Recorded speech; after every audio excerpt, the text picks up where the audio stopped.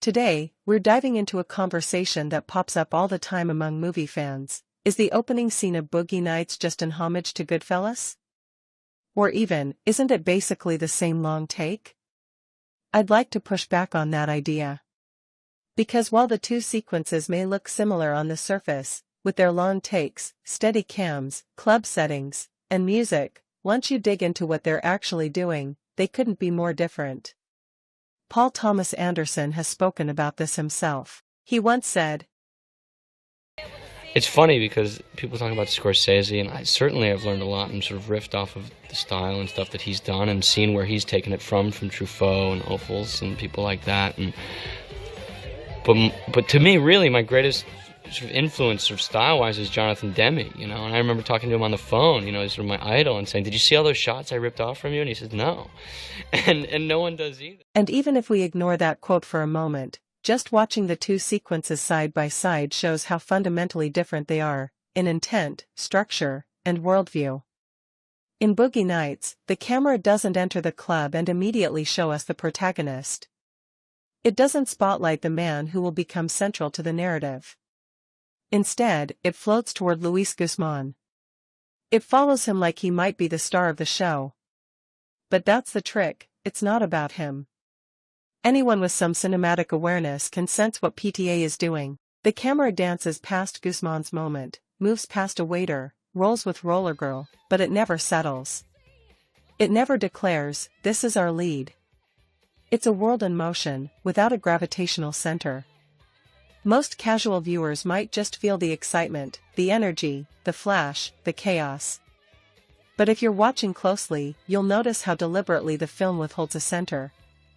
There's no singular magnetic pull. Everyone's orbiting, but around what? Eventually, we meet Eddie, the eventual protagonist, but it's hardly a main character entrance. The camera just sort of stumbles across him. There's a flash of light, a visual beat, but nothing about the moment screams, "This is the guy." And since Roller Girl had a similar lighting cue just seconds earlier, the moment doesn't land with impact. Eddie doesn't lock eyes with anyone. No one turns to him. He feels more like a guy standing in the background of someone else's story. There is a moment, a brief glance exchanged between Eddie and Jack Horner.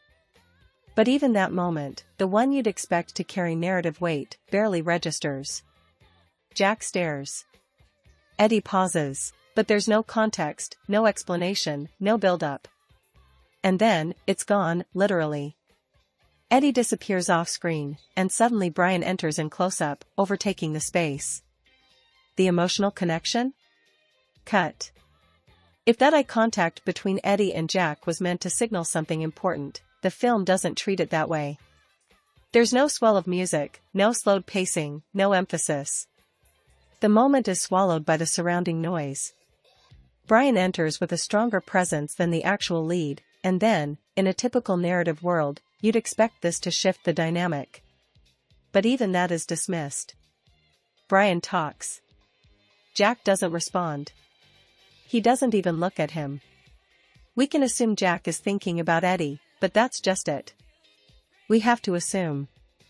The film doesn't show us. That emotional thread is left hanging.